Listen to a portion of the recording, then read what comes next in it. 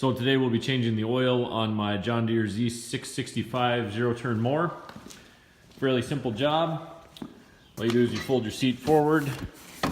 Your oil drain is actually right down here.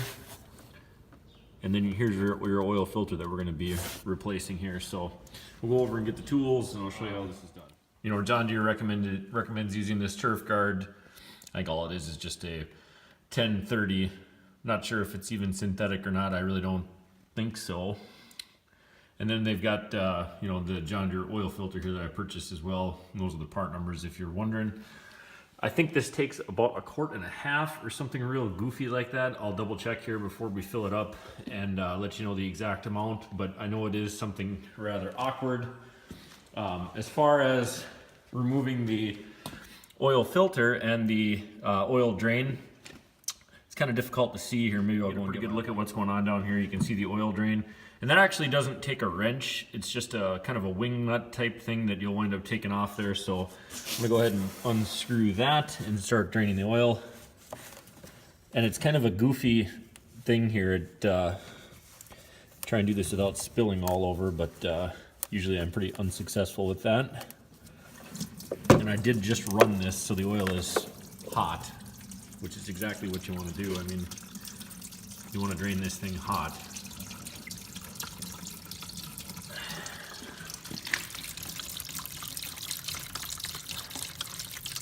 Somewhat messy, really no other way to do it. This is what the plug looks like when you pull it out.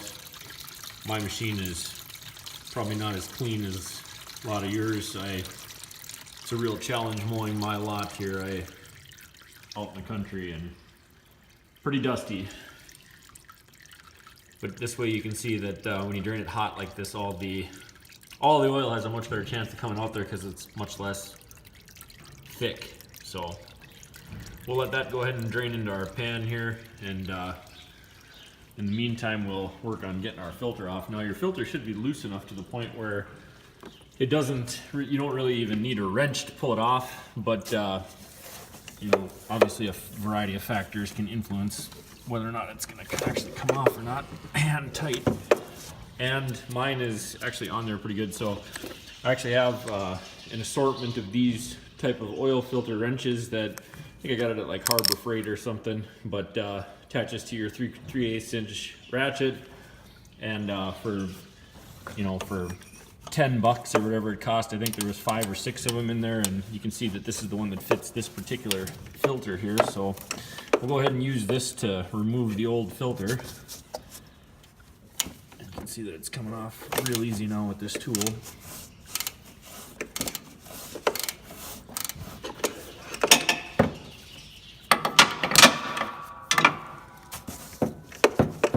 Keep your pan down there while you pull this off as well, because oil definitely will come out of there.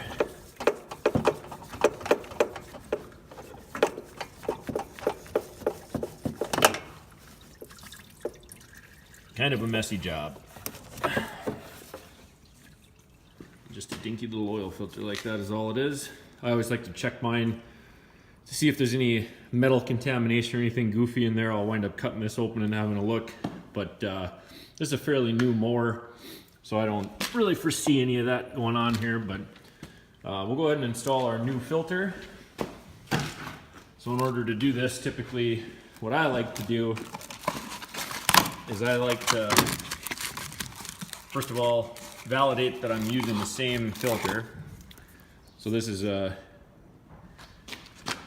AM 125 424, and we'll just validate that against the old one here. And you can see AM 125 424C, and that's actually what this one is too. I didn't say the C. So I think we're good to go here on replacing this. One of the things that I always like to do is just kind of take my finger on the old and dip it in some of the old oil, and then take the new filter and kind of go around the seal with that, just a light coat of the old oil, just to kind of help it seat on there. Makes things a little bit easier, I think. So then we'll go ahead and install the new filter. And again, this doesn't need to be super torqued. Hand tighten really is what we're looking for here.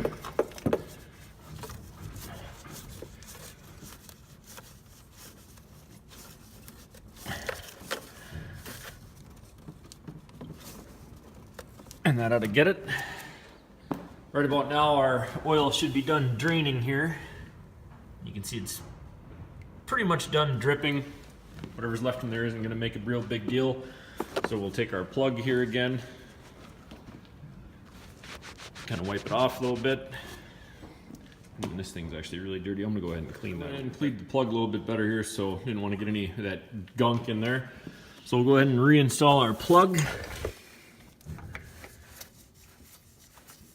And again, you don't have to torque the shit out of this. Just hand tighten. Realize that there's an O-ring that's going to prevent leaks on there, and these are, after all, plastic threads. So take it easy when you're tightening this. Doesn't need to be. You don't have to go crazy. That's pretty good. Okay, so now we're going to go ahead and add our oil.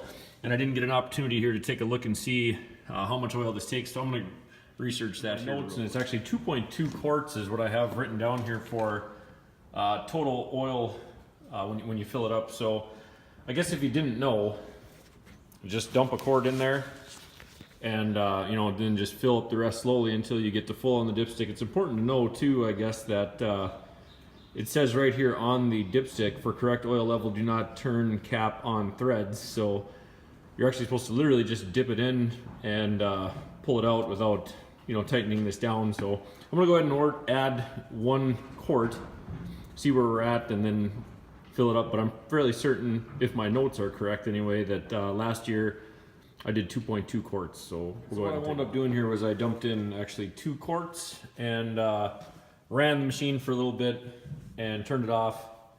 Now I've got my oil dipstick out. I'm just gonna dip it in like it says, not tighten the threads. Take a look. And you can see here that I'm right in, kind of hard to see, but I would say I'm somewhere right in the add area here. So like I suspected, we're gonna wind up adding a little bit more here. So I'm gonna add about 1/4 quart, and we'll check about 1/4 quart. We'll go ahead and check our level again.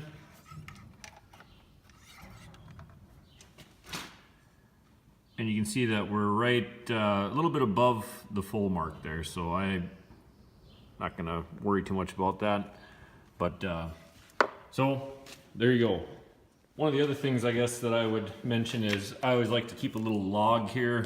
Just tear off the oil filter, so I know what part number I used, and I'll even write the kind of oil that I used on here, along with the hours on the machine, the date, and then I'm gonna add the capacity to this once again.